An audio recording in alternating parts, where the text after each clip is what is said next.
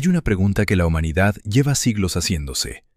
Una pregunta tan grande, tan profunda, que cada vez que alguien la formula en voz alta, el peso de lo que implica cae sobre la sala como una piedra en el agua.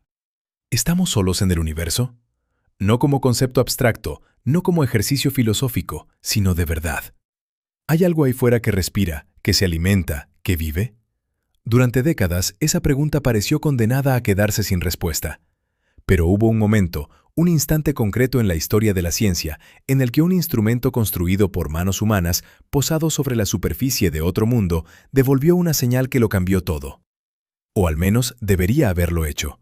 Porque lo que ocurrió a continuación es una de las historias más inquietantes, más frustrantes y más fascinantes que jamás ha protagonizado una agencia espacial. Y durante décadas, muy poca gente la conoció. Esta es la historia del experimento que la NASA enterró durante 36 años. Para entender lo que ocurrió en 1976, hay que volver atrás unos años. A principios de los años 60, cuando la carrera espacial estaba en plena ebullición y la Luna era el objetivo más inmediato, ya había un grupo de científicos que miraba más allá. Miraban hacia Marte. El planeta rojo llevaba siglos capturando la imaginación humana, desde que Giovanni Schiaparelli creyó ver canales en su superficie en 1877, y desde que Percival Lowell construyó todo un sistema de creencias sobre una civilización marciana moribunda, Marte arrastraba una promesa de misterio que la ciencia nunca había podido resolver del todo. A mediados del siglo XX, con los primeros telescopios modernos y los primeros satélites, quedó claro que en Marte no había civilizaciones ni canales artificiales, pero quedaba una posibilidad mucho más sutil, mucho más pequeña y quizás mucho más real: la vida microbiana. Bacterias. Organismos simples, invisibles al ojo humano, capaces de sobrevivir en condiciones que nosotros consideraríamos letales. Gilbert Levin era un ingeniero y científico que llevaba años trabajando en un problema que, a primera vista, no tenía nada de romántico: detectar bacterias en el agua potable. Su método era ingenioso. Tomaba una muestra de agua, le añadía pequeñas cantidades de compuestos orgánicos marcados con carbono radiactivo y esperaba. Si había bacterias en esa agua, las bacterias se comerían esos compuestos y exhalarían dióxido de carbono radiactivo. El instrumento lo detectaría. Era un método rápido, barato y extraordinariamente sensible. Levin lo llamó Labeled Release, que podría traducirse como liberación marcada.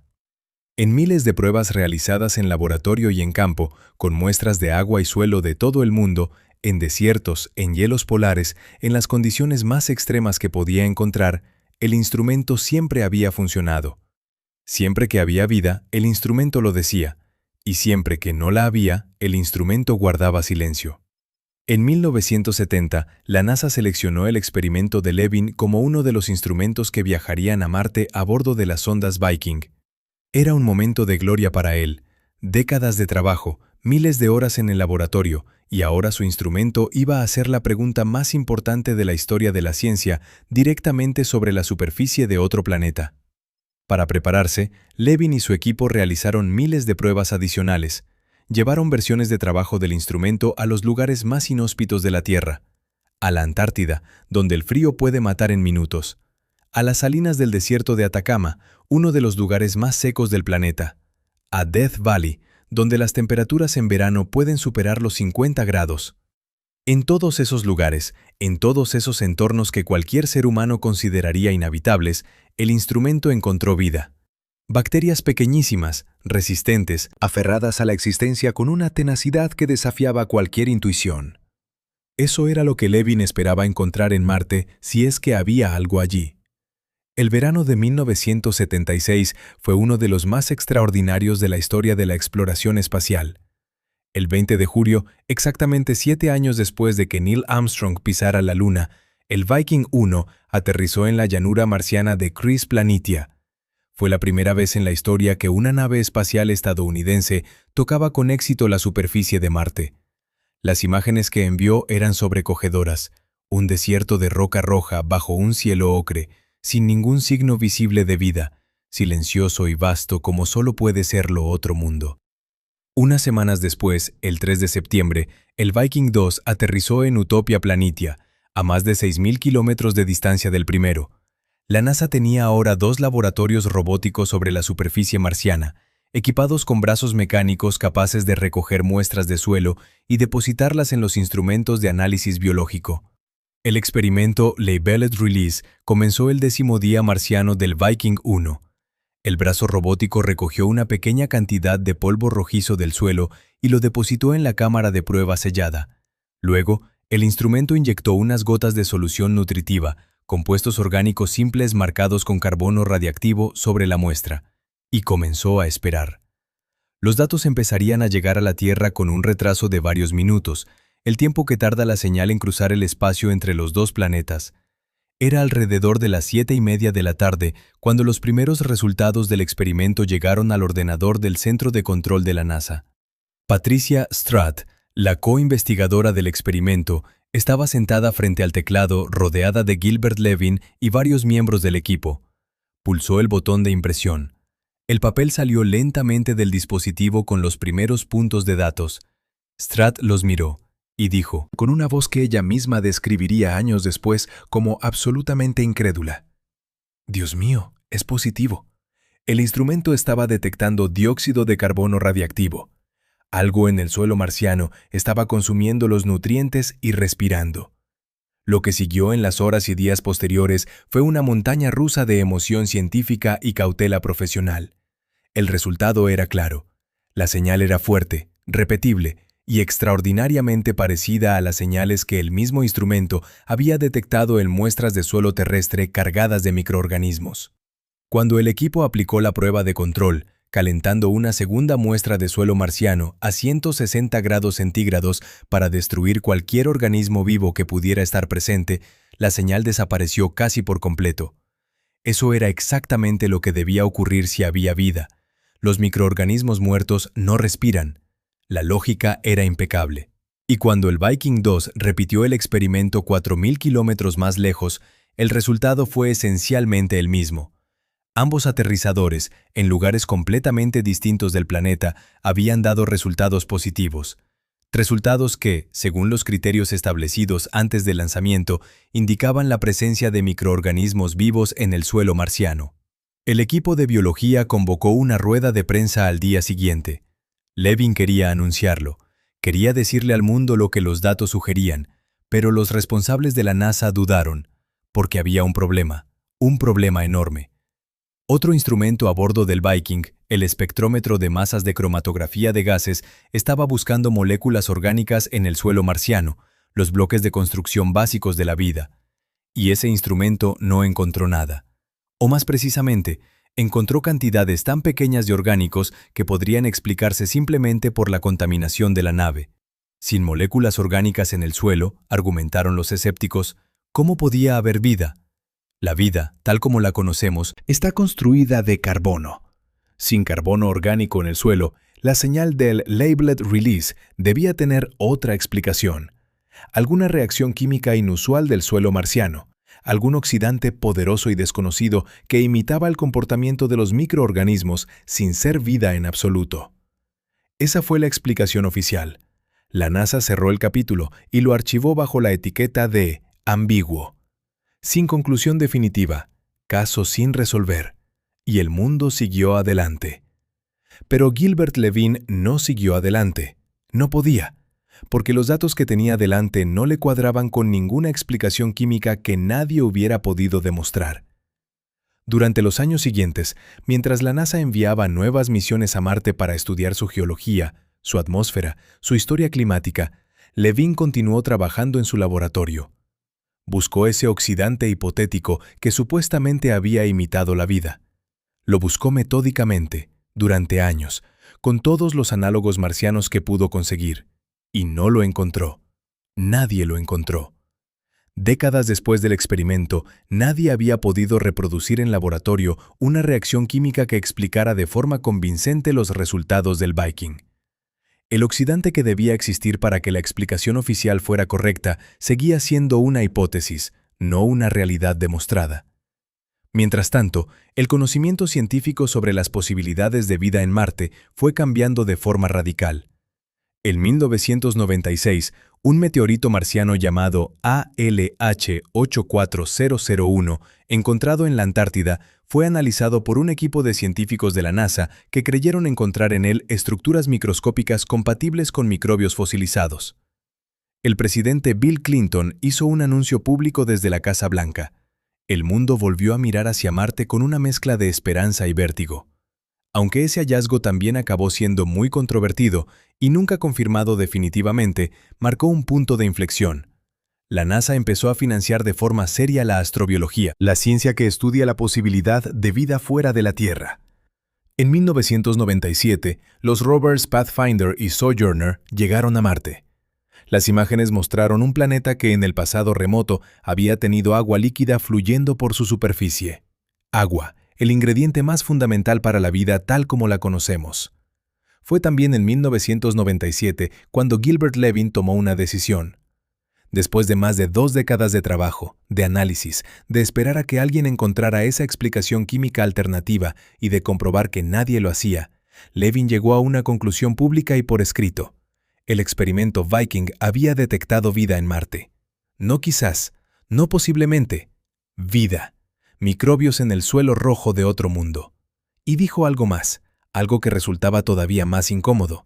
Estaba convencido de que la NASA lo sabía. Las razones de Levin eran múltiples y se fueron acumulando con los años. En primer lugar, nunca se había encontrado el oxidante hipotético que la explicación oficial requería. En segundo lugar, el comportamiento de la señal, su forma, su ritmo, su respuesta a la esterilización térmica, era estadísticamente indistinguible de los resultados obtenidos con muestras de suelo terrestre llenas de bacterias. En tercer lugar, décadas de nuevas misiones habían ido revelando que Marte no era el planeta estéril y anodino que se había asumido. Se encontró metano en la atmósfera marciana, metano que en la Tierra es producido principalmente por organismos vivos. Se encontraron evidencias de agua líquida bajo la superficie. Se encontraron compuestos orgánicos complejos en el suelo. Cada nuevo descubrimiento, en lugar de refutar las conclusiones de Levin, parecía añadir un nuevo ladrillo a su argumento. Pero había algo más que perturbaba especialmente a Levin, algo que él mismo calificó de inexplicable desde el punto de vista científico. Después de 1976, la NASA impuso una prohibición tácita de 36 años sobre los experimentos de detección de vida en Marte. Ninguna misión enviada al planeta rojo durante ese periodo llevó instrumentos diseñados específicamente para buscar vida. La agencia lo justificó diciendo que los resultados del Viking habían sido ambiguos, que enviar más experimentos de detección de vida sería un desperdicio de recursos hasta no entender mejor el entorno marciano. Había que conocer primero el hábitat antes de buscar a sus posibles habitantes. Esa fue la explicación oficial, pero Levin la encontraba absurda. Si los resultados del Viking eran genuinamente ambiguos, la respuesta científica natural habría sido diseñar un experimento mejor y repetirlo, no prohibir la pregunta durante 4 décadas. Él mismo lo intentó. Diseñó una versión mejorada de su experimento Labeled Release, más precisa, más sofisticada, capaz de distinguir con mayor claridad entre respuestas biológicas y químicas. Propuso incluirlo en varias misiones marcianas. La respuesta de la NASA fue siempre negativa. En una ocasión, llegó a incluirlo en una misión rusa a Marte. La nave se llamaba Mars 96. Fue lanzada en noviembre de 1996 y se perdió poco después del despegue por un fallo en el cohete. El instrumento de Levin cayó al Océano Pacífico, nunca volvió a tener otra oportunidad. La ironía más cruel de toda esta historia llegó en 2008, cuando la sonda Phoenix aterrizó en el polo norte de Marte y detectó en el suelo marciano algo que nadie esperaba encontrar: perclorato. El perclorato es una sal oxidante que, cuando se calienta por encima de cierta temperatura, descompone los compuestos orgánicos. Es exactamente el tipo de compuesto que podría haber interferido con el espectrómetro de masas del Viking en 1976, impidiéndole detectar las moléculas orgánicas que sí estaban en el suelo. En otras palabras, el instrumento que había desacreditado el resultado positivo del Labeled Release podría haber sido él mismo el que tenía un problema, no el experimento de Levin. Estudios posteriores publicados en revistas científicas como Nature Geoscience confirmaron que el perclorato, al ser calentado, habría destruido exactamente los tipos de orgánicos que el espectrómetro del Viking estaba buscando. El instrumento que sirvió para enterrar la posibilidad de vida en Marte estaba ciego al perclorato. Y el perclorato está en todas partes en el suelo marciano. Cuando esa información se hizo pública, Levin tenía ya más de 80 años. Llevaba más de 3 décadas siendo considerado por gran parte de la comunidad científica como alguien que se había aferrado a sus resultados con demasiado apego emocional, incapaz de aceptar que su experimento había dado un falso positivo. Ahora, de repente, la explicación que había desacreditado sus resultados durante décadas resultaba ser mucho más frágil de lo que nadie había admitido. Artículos científicos revisados por pares comenzaron a reconsiderar los datos del Viking a la luz del perclorato. Análisis estadísticos de los datos originales, publicados en revistas de astrobiología, concluyeron que el patrón de los resultados era más consistente con una señal biológica que con cualquier reacción química conocida. La conversación científica que había sido enterrada durante 36 años resucitó lentamente. Pero el tiempo que se había perdido era irreversible. El Viking 1 y el Viking 2 fueron los únicos experimentos diseñados específicamente para detectar vida que la humanidad ha enviado jamás a otro planeta. Después de ellos, durante 4 décadas, la NASA buscó agua, estudió geología, analizó atmósferas, fotografió cráteres y valles y montañas volcánicas. Hizo ciencia extraordinaria, pero no preguntó directamente si había vida. No volvió a hacer esa pregunta de forma directa hasta décadas después, y para entonces el suelo marciano ya había sido visitado por varios rovers que inevitablemente podrían haber contaminado las muestras. Levin era muy consciente de eso. Había señalado repetidamente que el Viking era el único experimento de detección de vida prístino que la humanidad tendría jamás, porque era el primero en llegar, antes de que ningún otro objeto terrestre tocara ese suelo. Esa oportunidad única, irreproducible, había sido tomada, analizada y luego descartada con un encogimiento de hombros institucional que todavía le resultaba incomprensible. Gilbert Levin murió en julio de 2021. Tenía 97 años. Hasta el final de su vida, siguió publicando artículos, dando entrevistas, repasando los datos de un experimento que había durado apenas unos días sobre la superficie de Marte 45 años antes. En 2019, 3 años antes de su muerte, publicó un artículo de opinión en la revista Scientific American en el que resumía su posición con la claridad y la determinación de alguien que sabe que el tiempo se agota. El experimento Viking Labeled Release había cumplido todos los criterios establecidos para la detección de vida. Nadie había podido refutarlo con evidencia experimental, y la NASA, en lugar de seguir adelante con esa pista, había dado media vuelta durante décadas. Para Levin, esa decisión no era científica, era política. ¿Tenía razón? Esa es la pregunta que ningún científico puede responder con certeza absoluta todavía. La comunidad científica en general sigue siendo escéptica, aunque el escepticismo ha ido ganando matices con el paso de los años. Hay investigadores de primer nivel que reconocen que los datos del Viking merecen una reconsideración seria y que la explicación del perclorato, aunque plausible, no es definitiva. Hay otros que mantienen que el resultado más probable sigue siendo una reacción química exótica y no la presencia de microbios. El debate científico continúa, décadas después. Pero hay una pregunta diferente, una pregunta que va más allá de los datos y los instrumentos y los artículos científicos, que resulta igual de importante. ¿Por qué una agencia científica que recibe fondos públicos para explorar el universo decidió no repetir durante 36 años el único experimento que jamás había devuelto un resultado potencialmente positivo en la búsqueda de vida extraterrestre? Si los resultados del Viking eran verdaderamente ambiguos, la ciencia tiene una respuesta para la ambigüedad. Más experimentos, más datos, más preguntas. La ambigüedad no se resuelve mirando hacia otro lado, y sin embargo, eso fue exactamente lo que ocurrió. Hay quienes creen que la respuesta es puramente burocrática, que la NASA tenía otras prioridades, otros presupuestos, otras agendas, y que la biología marciana simplemente perdió la batalla política interna frente a la geología o la astrofísica. Hay quienes creen que la agencia tuvo miedo, que un resultado positivo de vida en Marte habría detonado consecuencias tan enormes, tan impredecibles, de carácter científico, filosófico, religioso y político, que era más fácil y más seguro no volver a preguntar. Que el coste de una respuesta afirmativa resultaba demasiado alto para asumirlo. Y hay quienes creen, como Levin llegó a creer, que la NASA sabía más de lo que decía y prefirió guardar silencio. No tenemos forma de saber con certeza cuál de esas explicaciones es la correcta. Quizás sea una combinación de todas ellas.